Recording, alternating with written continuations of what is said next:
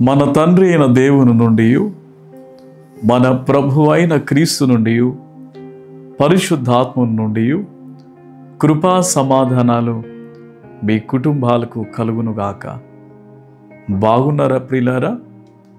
దేవునికే సమస్త ఘనత, మహిమ, ప్రభావములు కలుగునుగాక. యేసయ్య మనలను ప్రేమించి మన జీవితంలో మరొక నూతనమైన దినాన్ని అనుగ్రహించిన రీతిని బట్టి నేను ప్రభుని స్తుతిస్తూ ఉంటున్నాను. పరిశుద్ధ బైబిల్ గ్రంథము నుండి 33వ కీర్తన 19వ చరణాన్ని మనం జ్ఞాపకం చేసుకుందాం. 33వ కీర్తన 19వ చరణాన్ని మనం జ్ఞాపకం చేసుకుందాం. యెహోవా దృష్టి ఆయన యందు భయభక్తులు గలవారి మీదను, ఆయన కృప కొరకు కనిపెట్టు వారి మీదను నిలుచుచున్నది. ఎంత శ్రేష్టమైనటువంటి మాట! దేవుని యొక్క దృష్టి, దేవుని యొక్క కనులు ఎవరైతే ఆయన కృప కొరకు కనిపెట్టుకుని ఉంటారో, ఎవరైతే ప్రియులారా ఆయన యందు భయభక్తులు కలిగినటువంటి వారిగా ఉంటారో, వారి మీద ఆయన కను దృష్టి నిలిచెను. నోవాహు దినాలలో నోవాహు కుటుంబం మీద దేవుని కను దృష్టి నిలపబడి ఉంది. తద్వారా వారు ప్రమాదముల నుండి, ఆ గొప్ప జల ప్రళయము నుండి వారు రక్షింపబడినట్లుగా మనం చూస్తూ ఉంటున్నాం. ప్రియులారా, ఈ దినాన దేవుని కనుదృష్టి నీపై ఉండాలని ఆశపడుతున్నావా?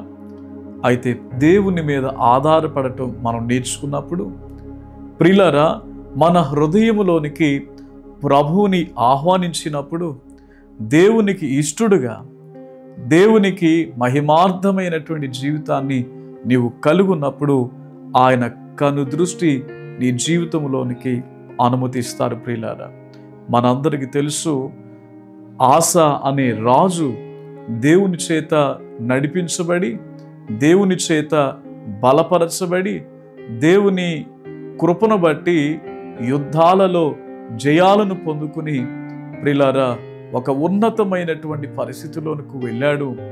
కానీ ప్రియులారా ఆయన వర్ధిల్లుతున్న కొలది గర్వించి ప్రియులారా ఆయన మనుషుల యొక్క సహాయాన్ని కోరినప్పుడు ఆయన చూచి దేవుడు ఎంతో చింతిస్తాడు. ప్రియులారా, దేవుని వాక్యములో జాగ్రత్తగా మనం చూచినప్పుడు ఇక్కడ ఒక మాట మనకు కనిపిస్తుంది. 2వ దినవృత్తాంతముల గ్రంథం 16వ అధ్యాయం 9వ వచనం చూచినప్పుడు, తన ఎడల యథార్థ హృదయము గల వారిని బలపరుచుటకై యెహోవా కనుదృష్టి లోకమంతటా సంచారము చేయుచున్నది.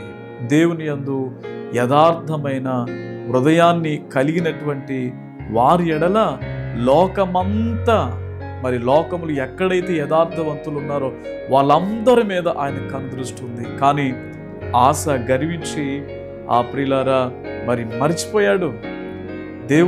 దేవుడు నన్ను బలపరుస్తాడు అని నమ్మక, లేకుంటే ప్రియులారా దేవుని కనుదృష్టి నాపై ఉంది, నాకు ఆయన సహాయం చేస్తాడని విశ్వసించక అతడు ప్రియులారా మనం జాగ్రత్తగా ఆలోచన చేస్తున్నప్పుడు, నీవు నీ దేవుడైన యెహోవాను నమ్ముకొనక సిరియా రాజును నమ్ముకుంటివే. సిరియా రాజును నమ్ముకున్నాడండి, మతి తప్పి ప్రవర్తించాడండి. అందుకనే అరిపాదములో జబ్బు పుట్టి మరణానికి తన జీవితం అప్పగించుకున్నాడు. ప్రియులారా, ఈ దినాన్న యథార్థమైన హృదయాన్ని కలిగినప్పుడు దేవుడు మనల్ని బలపరుస్తాడు. నిన్ను ప్రభు చూస్తున్నాడన్న విషయాన్ని మర్చిపోవద్దు. ప్రభు నిన్ను ఎరిగిన వాడన్న విషయాన్ని మర్చిపోవద్దు. కాబట్టి యథార్థమైన హృదయంతో ప్రభు వైపు మనం నడిపించబడదాం. దేవుని నమ్ముకునే వారంగా, ఆయనది విశ్వాసం ఉంచే వారంగా ఉందాం. అలాంటి అనుభవంలోనికి ప్రభు మనల్ని నడిపించునుగాక. ప్రార్థన చేసుకుందామా ప్రియులారా? మహోన్నతుడా, సర్వశక్తిమంతుడా యేసయ్య, మీ ఘనమైన నామమును బట్టి వందనాలు, స్తుతులు చెల్లిస్తా ఉన్నాను తండ్రి. ఈ ఉదయకాల సమయంలో ఈ సందేశాన్ని వినిన ప్రతి ఒక్కరిని కూడా బలపరచండి నాయన. వారి జీవితాలు ఎటువంటి ఇబ్బందులు, సమస్యలు, కష్టాలు ఉన్నాయో లోకమంతా మీ కనుదృష్టి సంచారము చేయుచున్నది నాయన. దేవ, వారిని జ్ఞాపకం చేసుకునండి. వారి బంధకాలలో నుండి వారిని విడిపించండి. శాంతిని, సమాధానాన్ని మీరు అనుగ్రహించమని యేసు నామమున ప్రార్థించుచున్నాం తండ్రి. ఆమేన్.